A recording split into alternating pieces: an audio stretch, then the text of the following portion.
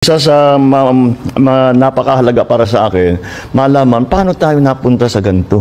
Nabuang na. Sa mua na meron ka nangutan na. Dapat ikaw na makabaluan na kay ikaw ang presidente. Nagpaila na kang week ba? Og naminaw pa lang ka Tatay Digong sa una. Dili na nani. O tanawan ninyo unsa tong gingon ni Tatay Digong sa una. PWH, ang pinaka-racket dyan is yung ghost project. So walang delivery ghost project. Marami yan. Karamihan yan, it's the regional director. Ipapalabas nila na may project ito, but wala. So the best way is to conduct an audit of those projects to determine if they are ghost projects or not. And I think they are plenty.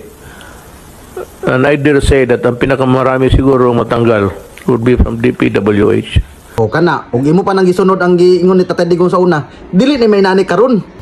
Ba't nagkaganito yung gobyerno natin? Paano nangyari ito yung ganito yung naging bidding?